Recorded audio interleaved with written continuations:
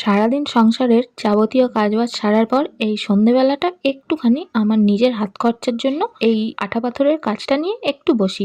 নমস্কার, কেমন আছো সবাই? আশা করছি খুব ভালো আছো, আর আমিও তোমাদের ভালোবাসায় ও ভগবানের আশীর্বাদে অনেক অনেক ভালো আছি। শুরু করছি তোমাদের নিয়ে আরো একটা সুন্দর মিষ্টি ও ছোট্ট ব্লগ। আশা করছি শেষ পর্যন্ত আমার সাথেও পাশে থাকবে। তো সারাদিন ঘরে যাবতীয় কাজবাজ সারার পর একটুখানি ওই 1.5-2 ঘন্টা হবে ওই আঠা পাথরের কাজটা নিয়ে বসি।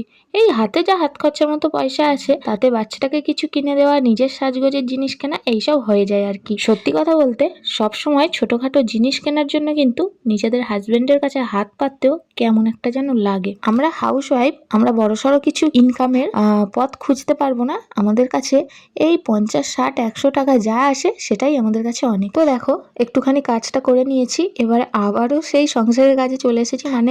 একটুখানি রাতে খাবার হবে, আর আজকে শুধু রুটি করব, চা দিয়ে খাওয়া হয়ে যাবে। কারণ আমরা ঘরে দুজনেই থাকি, আমার শাশুড়ি মা আর আমি দুজনে থাকি, ওই জন্য বেশি কিছু করব না, জাস্ট রুটিটাই করব আর চা দিয়ে খেয়ে নেবো। আর মেয়েকে ওই রুটিটা দুধের সাথে ভিজিয়ে খাইয়ে দেবো। তো জানো তো, আমি আগে একদম রুটি করতে পারতাম না।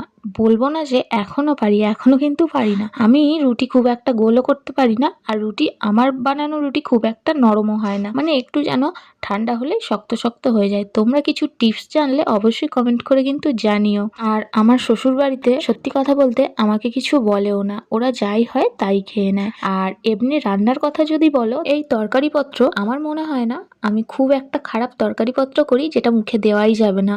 আমি অনেকের কাছে শুনেওছি যে আমার রান্না মোটামুটি খাওয়ার মতন, খাওয়ার যোগ্য হয়। তো দেখো, রুটিটা তো হয়েই গেছে, এবারে আমি চাটা বসিয়ে দেব।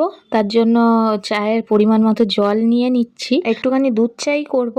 আর দুধের প্যাকেটটা কাটা মাত্রই দেখো আমার মেয়ে চলে এসছে। দুধের প্যাকেটটা কেটেছি, আর মা আমাকে দাও, কিন্তু গুঁড়ো দুধটা বেশি খাওয়া ভালো না জানি, তবুও একটু দিলাম, ছেলে মানুষ বায়না করছে তার জন্য। আমিও না, আমাদের জেনারেশনে মনে হয় প্রায় বাচ্চারাই ওরকম ছিল, ছোটবেলায় 2 টাকা 1 টাকা চেয়ে চেয়ে নিয়ে গিয়ে গুঁড়ো দুধ কিনে কিনে খেতাম, বেশ কিন্তু ভালো লাগতো তখন।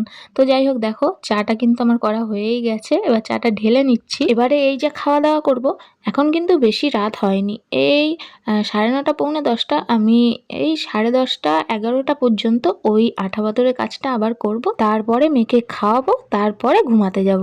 এই হচ্ছে আমার রাতের ডিউটি রুটিন। তো ভিডিওটা কেমন লাগলো অবশ্যই জানিও। দেখা হচ্ছে পরের ভিডিওতে, এখন আসি, টাটা।